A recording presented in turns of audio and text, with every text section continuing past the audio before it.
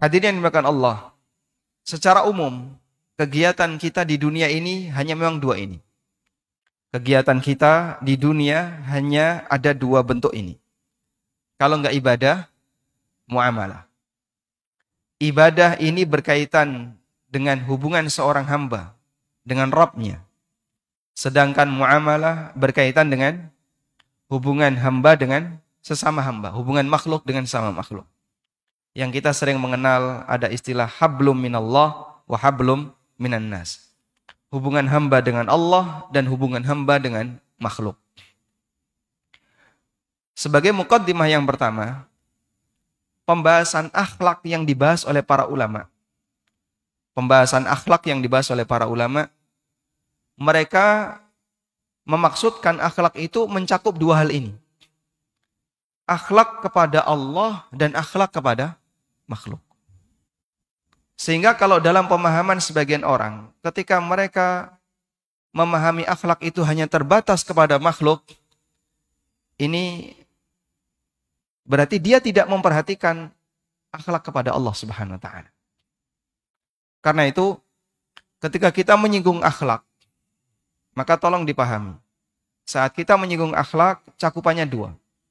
Akhlak kepada Allah dan akhlak kepada makhluk. Sehingga ketika kita ditanya, siapa manusia yang paling berakhlak? Nabi Muhammad sallallahu alaihi wasallam. Sampai beliau dipuji oleh Allah Subhanahu wa taala.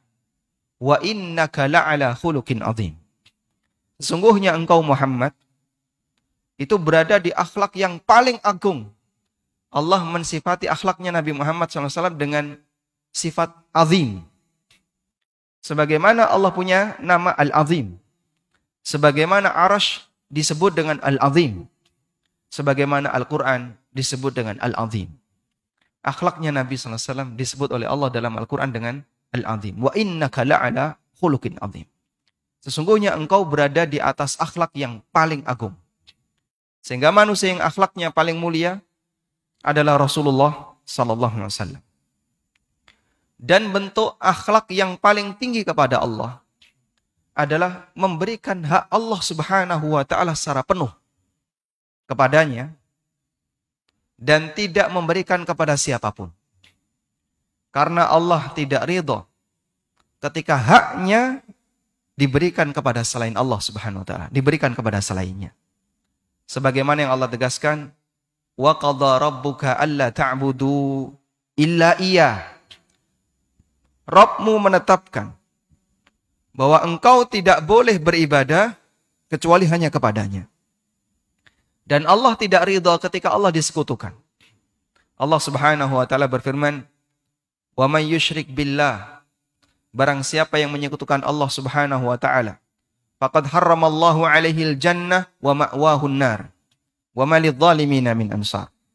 Maka Allah haramkan bagi dia untuk masuk ke dalam surga. Allah haramkan dia masuk surga, wa ma'wahun nar, dan tempatnya di neraka. Karena Allah tidak ridha ketika haknya diberikan kepada selainnya. Maka manusia yang memberikan hak Allah kepada selain Allah, itu orang yang paling tidak berakhlak. Paling tidak berakhlak kepada Allah. Karena itu, perbuatan kesyirikan disebut sebagai zalim yang paling tinggi, karena dia melanggar hak yang paling tinggi, yaitu haknya Allah Subhanahu wa taala. Maka kalau sampai ada orang yang punya pernyataan, kalaupun orang itu berilmu dalam masalah agama, menyampaikan tentang syariat, nggak boleh dia kesampingkan akhlak kepada manusia. Lalu dia tidak menghormati kesyirikan. La haula wala quwata illa billah.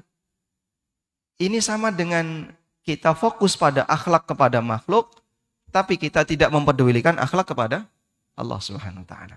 Kan ada sebagian orang yang mengkritik beberapa kaum muslimin yang mendakwahkan tentang anti syirik, meninggalkan kesyirikan. Mereka beralasan bahwa ini orang yang, mohon maaf ya, pakai istilah radikal atau yang lain, kurang berakhlak kepada sesama. Dalam arti dia tidak menghormati kesyirikan yang ada di sekitarnya. Kesyirikan itu tindakan tidak berakhlak. Dan puncak tindakan tidak berakhlak. Karena dia tidak berakhlak kepada penciptanya sendiri. Kepada Allah Subhanahu wa ta'ala. Baik. Kemudian kita di saat kita dituntut untuk berakhlak kepada Allah, kita juga dituntut untuk berakhlak kepada makhluk. Dan berakhlak kepada makhluk itu ada dua. Yang pertama, berakhlak kepada dirinya sendiri. Berakhlak kepada dirinya sendiri. Dia harus menyikapi baik untuk dirinya sendiri. Dan berakhlak kepada makhluk yang lain yang berada di sekitarnya. Dan 3 jenis akhlak ini dinyatakan oleh Nabi SAW dalam sabda beliau, ittaqillaha haitsu ma kunt wa atbi'is sayyi'atal hasanata tamhuha wa khaliqin nas bi khuluqin hasan. Bertakwalah kepada Allah dimanapun kamu berada. Ini bentuk menjaga akhlak seorang hamba kepada Allah Subhanahu wa taala. Wa atbi'is sayyi'atal hasanah tamhuha.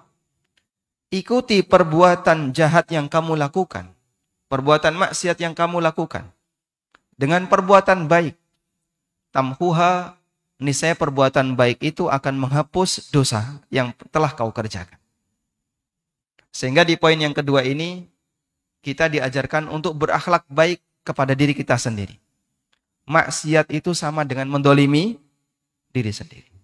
Sehingga orang yang bermaksiat hakikatnya dia tidak berakhlak dengan dirinya sendiri.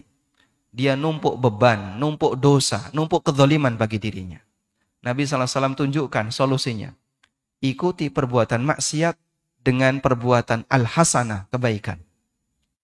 Dan bentuk al-hasanah dari maksiat adalah taubat.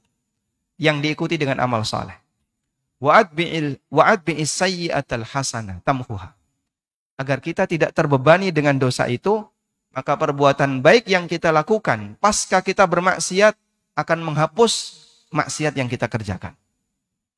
Wa khaliqin nas bi khuluqin hasan, dan bersikaplah kepada sesama manusia dengan akhlak yang mulia. Sehingga kita menjaga hubungan baik dengan keluarga, dengan orang tua, dengan istri dan anak, dengan tetangga, dengan kawan dan seterusnya. Itu bentuk berakhlak jenis yang ketiga. Setelah kita berbuat baik pada diri kita sendiri. Maka jangan sampai gara-gara ingin menjaga hubungan baik dengan teman, nekat maksiat. Berarti jadinya apa? Dia ingin menjaga hubungan baik dengan sesama manusia, tapi dia mendolimi dirinya sendiri. Saya nggak enak ya kalau nggak ikut. Ikut apa, Pak? Ya kayak gitu. Kalau nggak ikut, nggak enak sama temannya. Banyak orang terpengaruh maksiat karena apa? Ingin menjaga akhlak dengan orang lain. Kamu menjaga akhlak dengan temanmu, tapi di saat yang sama kamu mendolimi dirimu. Kamu tidak berakhlak pada dirimu sendiri. Dan juga tidak berakhlak kepada Allah Subhanahu wa taala karena dia tidak bertakwa kepada Allah. Nah, seperti ini dudukkan sesuai porsinya. Agar orang paham bahwa akhlak itu tidak hanya pada satu kesimpulan berbuat baik kepada sesama. Masih banyak akhlak yang lain yang perlu kita perhatikan. Berakhlak kepada Allah dengan berusaha menjaga takwa kepada Allah. Berakhlak kepada dirinya sendiri dengan berusaha jangan berbuat maksiat karena itu menjadi beban bagi kamu.